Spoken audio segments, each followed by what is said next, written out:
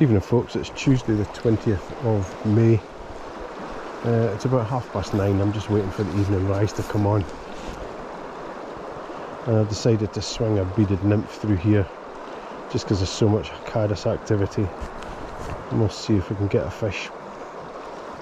I've left the pools alone that I planted fish and dry fly, so I just thought I'd come up here for a bit of sport.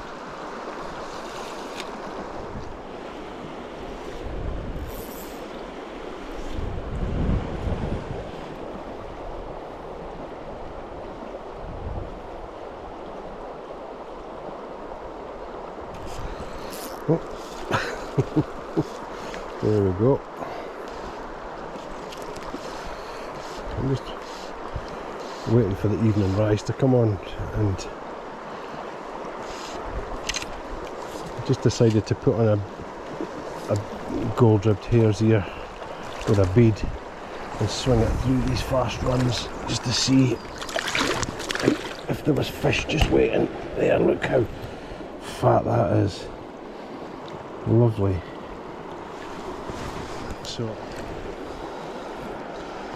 it's the gold-ribbed hare's ear with a copper bead. It's like a caddis pupa, and I'm swinging it.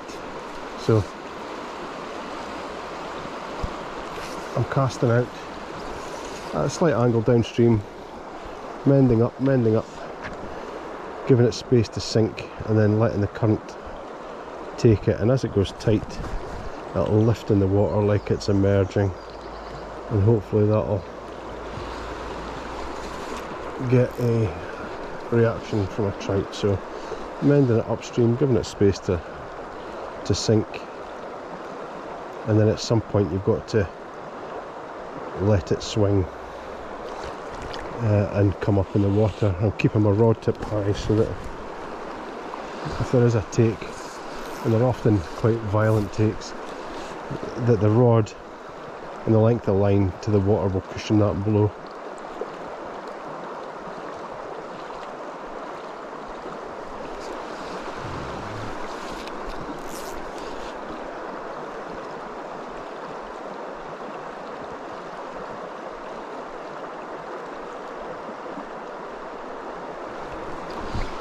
Right, after getting stuck in the tree, I've had a change of plan and a change of fly.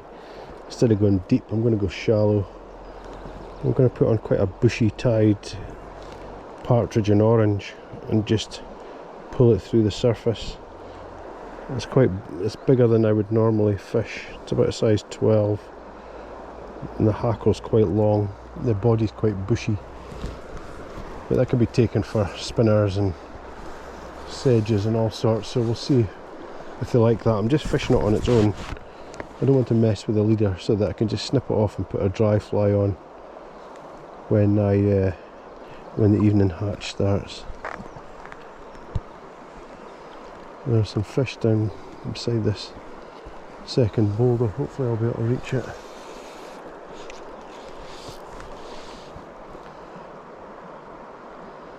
Don't want it to swing too quick, so you're putting a mend in, like keeping the rod tip high again in case there's any savage takes.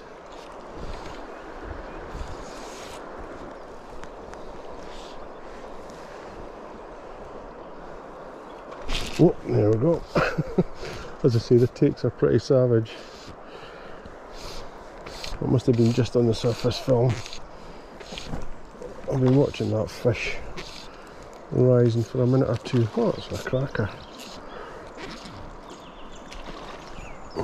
And just taken very gently under the surface.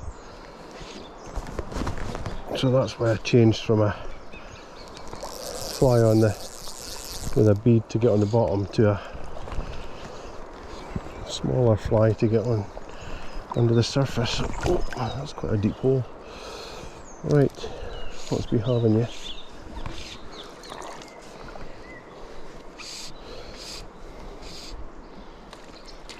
It's a cracker.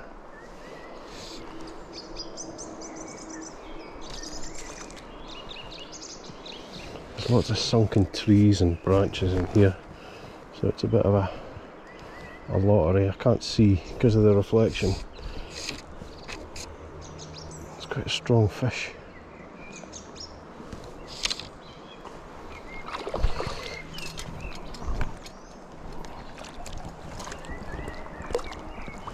There we go. No, you're not.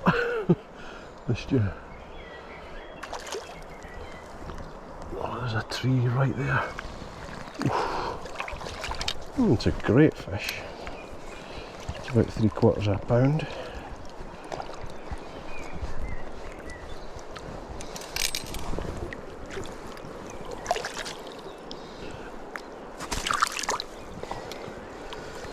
But it's usually a sniping purpley fish, but for the evening rise I always think the orange is good because they can take it as a spinner. So in the bottom lip there, that's a cracker. Just a beauty. It's maybe pushing a pound.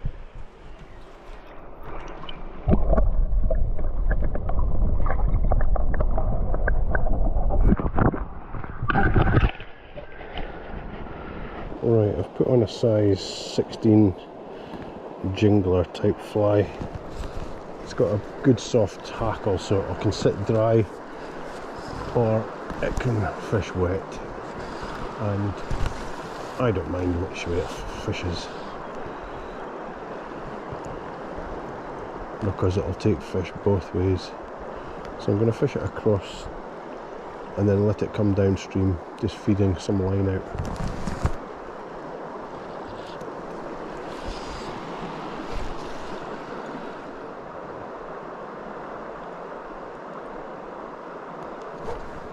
There we go. Oh.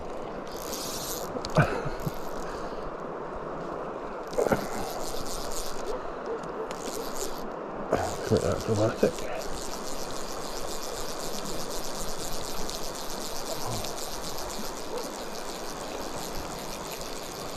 I don't think it's huge, but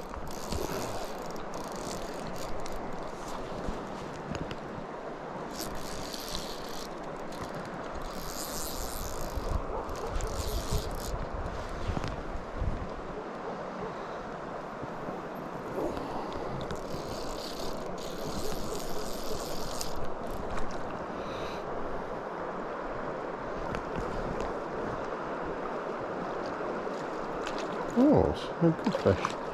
About 3/4 of a pound maybe.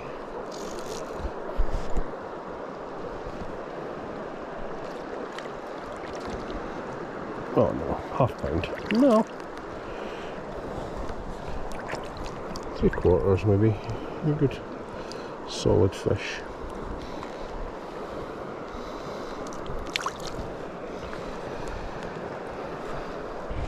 A little brownie right in front of me. Oh, yeah. That wasn't it. That's another one.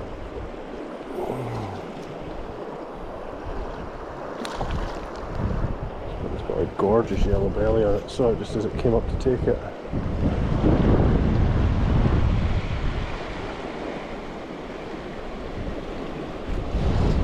It's just throwing that jingler. Oh, he's off. Oh, what a lovely fish as well.